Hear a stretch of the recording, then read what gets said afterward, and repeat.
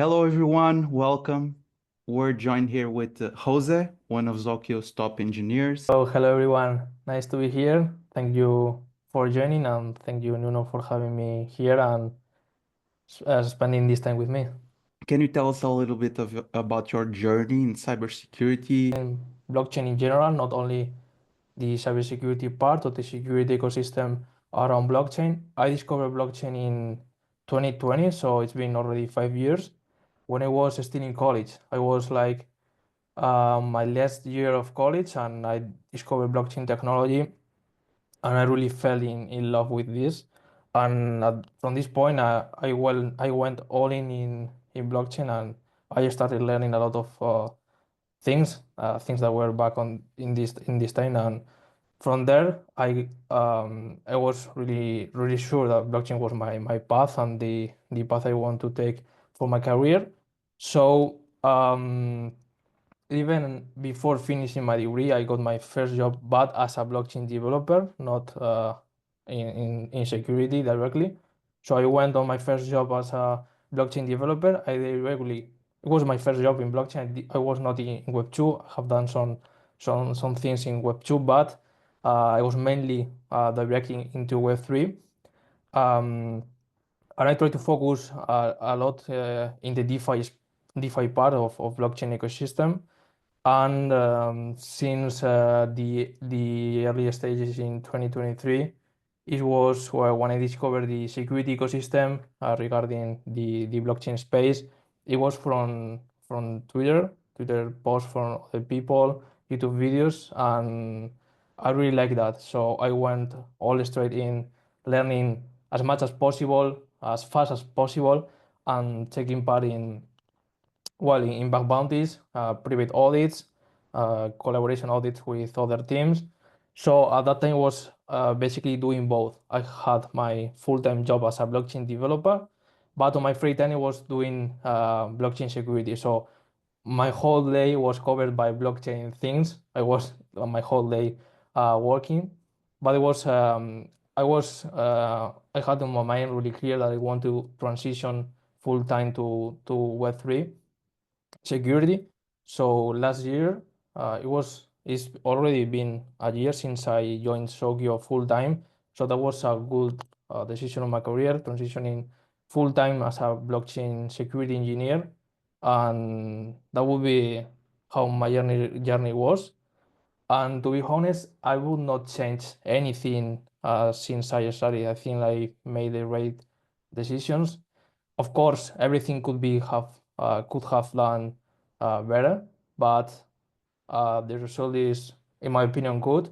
And I think it was a good journey, and I really enjoyed it. Um, Seems you have a pretty tight discipline and you're pretty dedicated. Thank you. Uh, so you dedicated yourself to creating educational content. I believe it's one of your passions. Articles, capture the flag events, and I guess you also plan to focus on the Spanish-speaking community. So can you tell us a bit your content plan? Yeah, of course.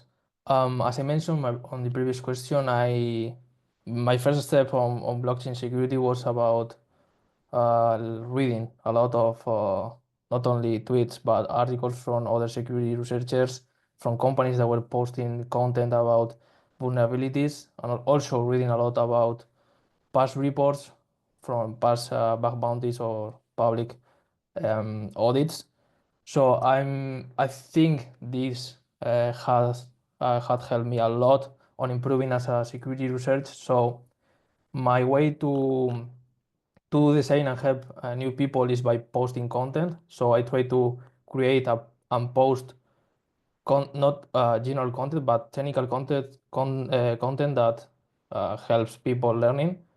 And yeah, I also think that we are doing a great job at Shokyo for posting this technical article, because anyone can check our blog and see what we are doing there if they want to learn security from this post. And as you mentioned, I'm also personally focusing on the Spanish speaking community because it's this a personal opinion, but it's not something subjective, but it's something real.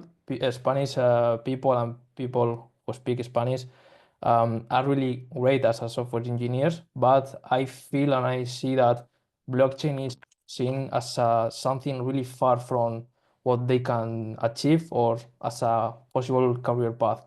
So what I'm trying to do is focusing on helping these great engineers to learn what is blockchain, how to work. I mean, how to get this technical skill they need to learn into a blockchain job because I think there's a two-part beneficial relationship.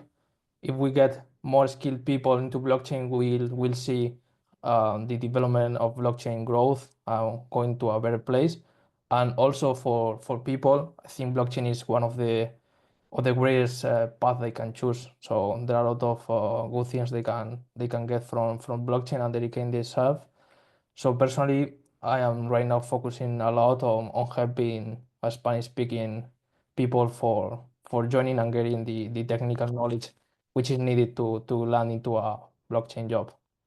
Was to master DeFi. Jose, how did you learn the financial concepts, and do you have tips for those that are starting out? Yep. So basically, to give a broader context of me, I do not come from a financial career or something like that. I studied telecommunications engineer, which is a combination of software engineer, electrical engineer, and information technology. But I was not coming from scratch into financial terms because I have liked investing and from a young age. So I really know some of the basic concepts about what are APYs and some kind of terms like this. But DeFi involves more complex terms that people normally do not know, and me neither in the past. So what I did is read a lot. I have read a lot of articles about DeFi, a lot of articles about how Uniswap works, how X um, protocol works. So as I mentioned, reading was one of the things that I did a lot in the past while when I was working as a blockchain developer. And I feel it was my learning process for DeFi and finance goes very natural. So I also recommend a lot of people learning by doing because sometimes I didn't know a basic concept or any kind of concept, but I had to implement um, a feature of in our protocol that was working with this concept, and I didn't know anything about that. But as I had to do it, I started reading a lot of things about the concept and having as a result the feature implemented. So basically, this is learning by doing. And as I have worked in several protocols, several things in DeFi, I really feel that my learning process was so natural because I had to learn these concepts to implement the features that were required. So I recommend people reading a lot, spending a lot of time, a lot of hours, focused hours, not just being in front of the screen wasting time, but also really important, learning by doing is a great concept that really works. 1 gram of practice is worth a tons of theory. Uh, just to finish off, do you have any recommendations of stuff you read, like blogs or resources you want to share? Recommend Soak Your Blog. We have covered a lot of things, and I'm personally wearing things there. So everything you will find there is something that will help people to learn about blockchain. And I also recommend if you want to improve as a blockchain security researcher, something that I used to do, which is I think that's a boosting strategy that is gonna boost your results is taking part on bug bounties. For example, if you are starting out on this journey and waiting until the result of the audit is published and then read the report and start checking all the vulnerabilities that you have missed. I really improved a lot by doing this because when you take part in a bug bounty or an audit, to have a general knowledge of the code base, the things that you checked during the process, and after the process, checking the results, the resulting report is gonna show you what you missed, and it's gonna put in your head what you should be checking in next audits. So I think this is one of the greatest things I can tell people to start implementing, and so I'm sure this will help boosting their results. Recently, I think we identified 85% of vulnerabilities in like 2,500 lines of code from an audit. Um, how do you approach such an extensive audit? And is there any tips, tools, techniques you can share? Well, first of all, I think something really important to have is a great team.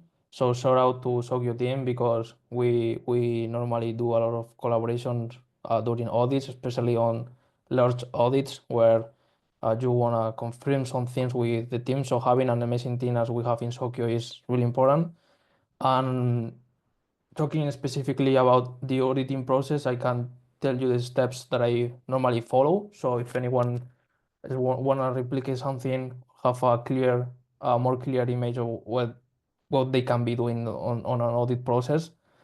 What I usually do is I normally focus my whole time on manual analysis. So main tools are Visual Studio Code and Foundry for creating some bugs if they are needed to prove something that should be proven. But basically, when I personally face such a big audit, or big audits in general, what I normally do, my auditing process is first starting like reading the whole code base really, really fast, not focusing in each part specifically. So when I read for example, if we have 15 smart contracts, I try to have a clear image if the protocol has where are the parts that are separate in the protocol, so they are not interacting with other parts. So I basically divide the code in three small code bases. So I have like a better image in my head to where to focus in each of these parts. So that would be my first step, reading everything really fast to have a better image of what we are facing. And then I normally ask for docs of the protocol. And here is really important for developers. I want to mention that the code base that are well commented, there are a lot of comments and a lot of docs, is usually something really beneficial for us as auditors. It's gonna be boosting our time and really make us focus most on what can be hacked instead of investing the time of what is doing in this part. Because if we receive a code without any docs, any comments, we have first to understand what is the protocol doing in each part, and having comments is really helpful. So as a second step, I read the docs and I try to understand what part of the docs is referring to each smart contract. So when I come back to the smart contract, I have a clear image of the functionality that is implemented in each smart contract.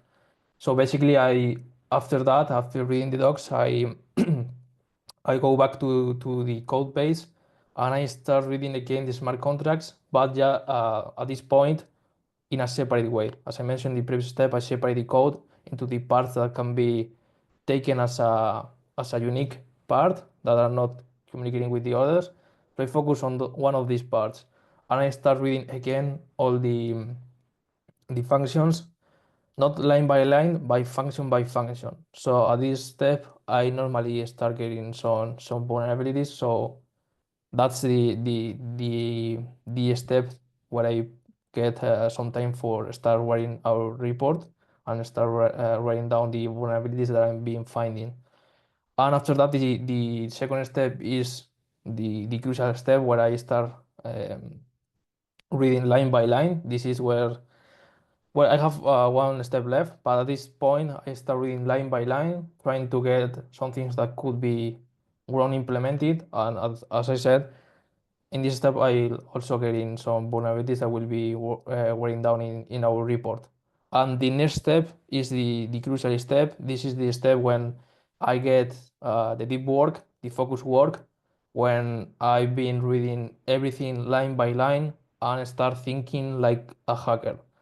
Where in previous step I've gotten almost of the easy vulnerabilities.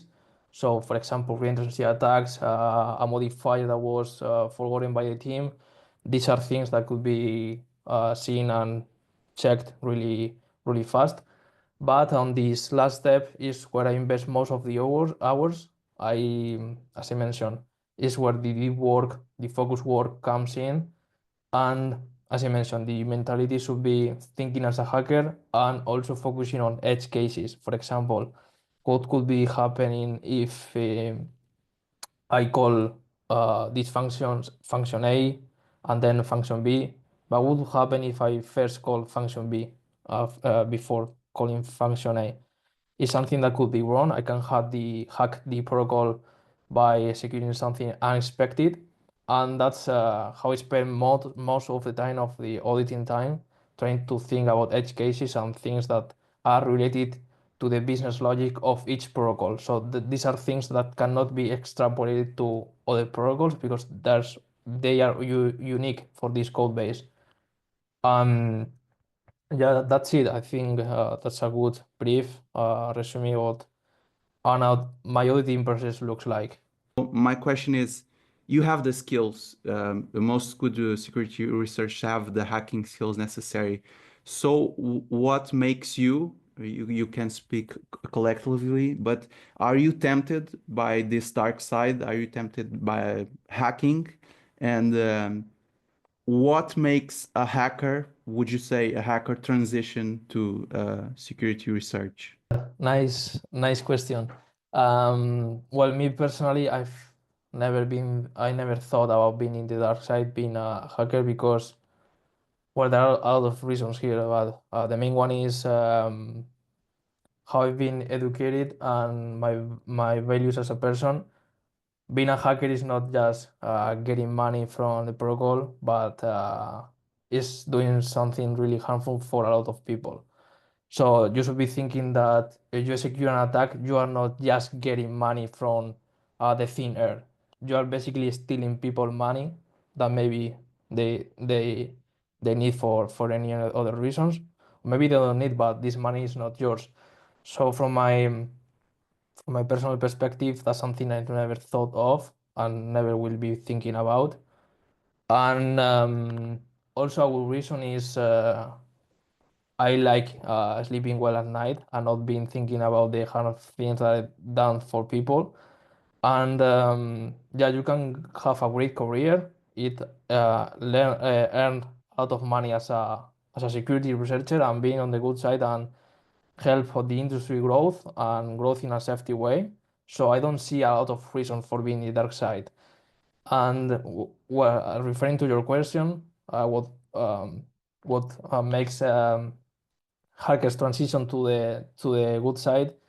I think that we have created something really cool, which is incentives for hackers to not be in the dark side. So basically, you could be a hacker acting good and also earning money. Hackers normally 100% of the time hacks for money, for stealing funds. But you can get these funds in a legal way without harming people, which is what we have created with bug bounties, security companies, and career paths like blockchain security engineers.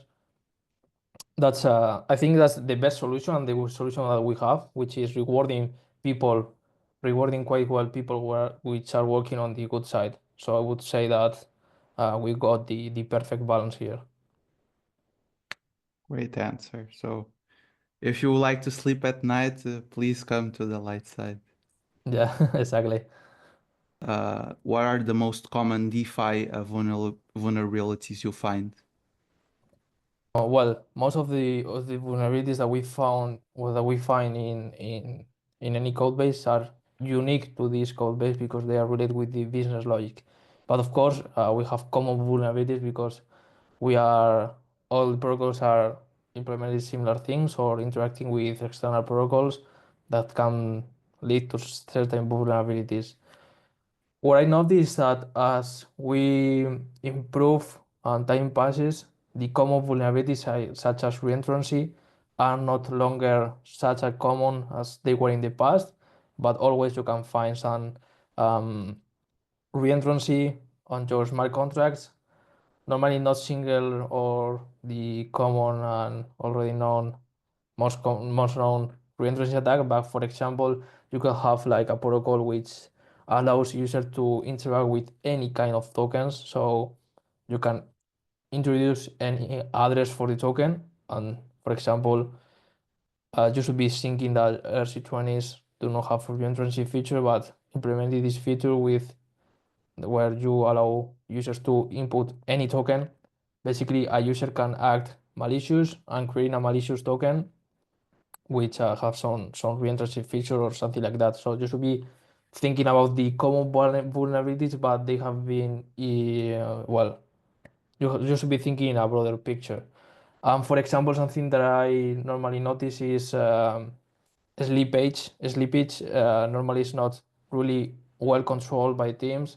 So it's something really critical and something to focus on. For example, the deadline of the swaps, the minimum amount out, something really common to not being well implemented. And also, for example, when a protocol implements a swapping feature, sometimes they hardcode the swapping path for that feature, and that's something that will probably go wrong in the future. So focusing on swapping modules and how the slippage is implemented, the slippage control, and how the swapping paths are also introduced is something that I would recommend everybody focus on. So looking ahead, looking into the future, what are the trends and the challenges you foresee in Web3 security? Things are getting safer, but there's always new trends. So what are your predictions for the next couple of years? Well, I think and I see the security ecosystem around blockchain has been evolving a lot since the last years, and I see the ecosystem evolving even more for the next years. Some some new things that I see is the use of artificial intelligence and some automated tools. So one of the challenges will be us, the security researchers, getting used to basically use these tools. But yeah, we can talk something. We can talk about artificial intelligence a little bit later. But just to mention something out, I still think that the main part of auditing would still remain on our side, I mean, in the human side from the security researchers. So the great challenge for me, from my perspective, is to get even more people which are really skilled to get into work in this area and get the needed technical skills and get really good on security to help companies and help bug bounties protocols in general to get safer, because the ecosystem is growing, more money is coming to protocols, more people investing on DeFi protocols. So security is the key point. If we don't have security in our protocols in the um, ecosystem is not going to grow. But as I said, I see a lot of evolving steps from the last years, and I see the security ecosystem growing a lot for the next years as well. So on an end note, um, what are your plans for your career in the next 5 years? We mentioned content, but can you give us some goals, things you're excited about, both within your career and the industry as well? Yeah, I see the blockchain ecosystem and the security ecosystem as an ecosystem that have two ecosystems that have a lot of potential left. So I think we are still in an early stage, and I see myself for the next 10 years or even more around blockchain and more specifically around security. As I mentioned, I joined Sokyo last year, and we have done a lot of audits during this year, and I expect having a lot of work for the next years as well. I see, as I mentioned, for me the key point for blockchain is security, because without security, I don't see the option of blockchain in general growing, because you have protocols that are being hacked every single day. Nobody's going to invest in this technology. So security is the key point for me and for most of the people, and I see this area as the most interesting area to focus on. And from my personal perspective, this is where I want to be, and this is where I'm going to be. Apart from security, on basically talking about working on security, which I really enjoy, I also would like to, as I mentioned, continue helping Spanish engineers transition to blockchain and land on blockchain jobs as a developers. And something that I'm really excited about is to start attending personal events, in-person events, so I can connect with other folks in the space and get some really good connection, and also expand the work that we are doing right now at Sogyo. So that will be my plan for the next years.